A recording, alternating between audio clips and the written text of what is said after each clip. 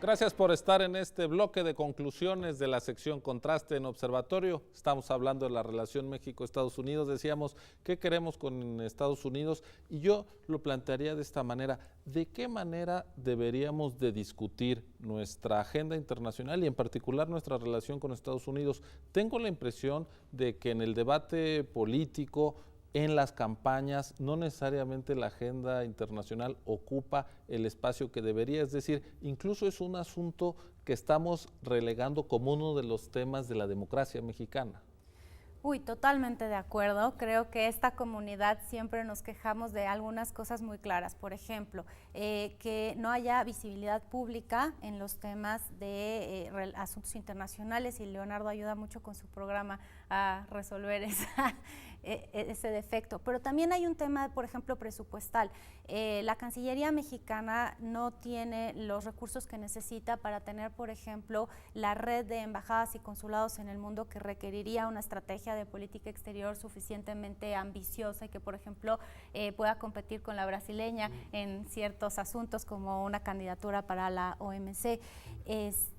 Creo que de alguna manera la Cancillería a veces se asume que es solo la ventanilla a través de la cual otras secretarías de Estado gestionan sus asuntos en el exterior, en lugar de ser una Secretaría de Estado que, además de apoyar en ese sentido a la agenda interna, también plantea una agenda propia de proyección internacional.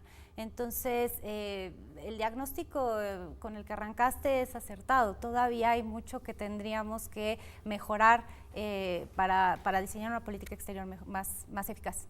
¿Cómo hacemos para pasar de una política exterior de gobierno a una política de Estado, Leonardo? Yo creo, bueno, ¿cómo hacemos? Consolidando una serie de líneas, pero lo primero que tienes que hacer es tener líneas. Por ejemplo, ¿es política de Estado el mantener Mérida? Yo digo que esa es una respuesta que habría que, es una pregunta que merecería una respuesta.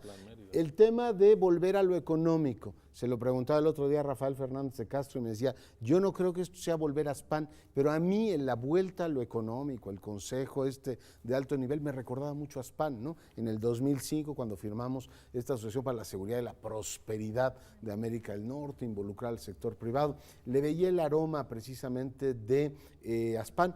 Yo digo que habría que definir si queremos eso, si la política de gobierno, si la política de Estado lo que tiene son objetivos claros, pues hay que definir, queremos eso. Y lo siguiente es, yo creo que hay que integrar más socialmente a los países. Ya me refería a lo demográfico, dice CONAPO que todos los municipios de este país, todos participan del fenómeno migratorio, es decir, todos los mexicanos, el que más o el que menos, tenemos parientes en los Estados Unidos y eso no se reconoce en el día a día, no tenemos una interacción entre sociedades, no tenemos una política binacional.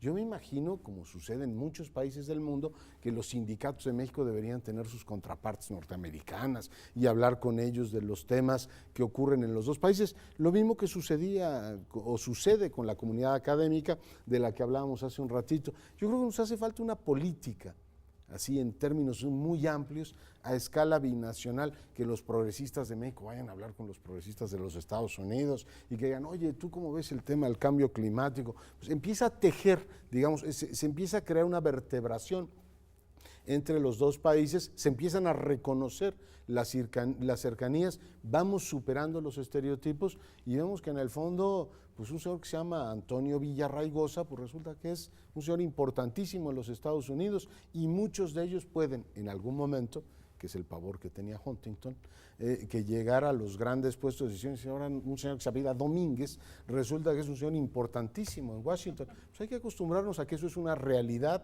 y creo que hay que empezarlo a ver con una nueva, digamos, óptica. Creo que hay que cambiar los lentes porfirianos, estos de qué cerca de los Estados, qué cerca de los Estados Unidos, qué lejos de Dios, y decir, mire, mal que nos pese, son muchos millones los que compartimos de intereses económicos y demográficos para cambiar el discurso. Oye, yo me estaría de acuerdo con eso de cambiar los anteojos también de aquel lado, claro, ¿no? O sea, no somos los parientes pobres nada más. Es decir, sí, hay que dejar de lado las lentes de Huntington, claro, ¿no? Pues yo les agradezco mucho que hayamos ampliado, que me hayan ayudado a extender el horizonte de visión de este programa, porque como decíamos al principio, no hay una genuina, auténtica política, una agenda nacional que no tenga también un buen mirador de lo que está pasando en este mundo al que pertenecemos y nuestra relación tan intensa, tan estructural en todos los sentidos con los Estados Unidos. Gracias de verdad por la contribución, por el conocimiento de ambos y muchas gracias a usted por haber estado con nosotros. Ya lo sabe, este domingo la repetición del programa lo puede también descargar en internet y nos vemos la semana que entra en una emisión más de Observatorio aquí en TV UNAM. Muy buenas noches.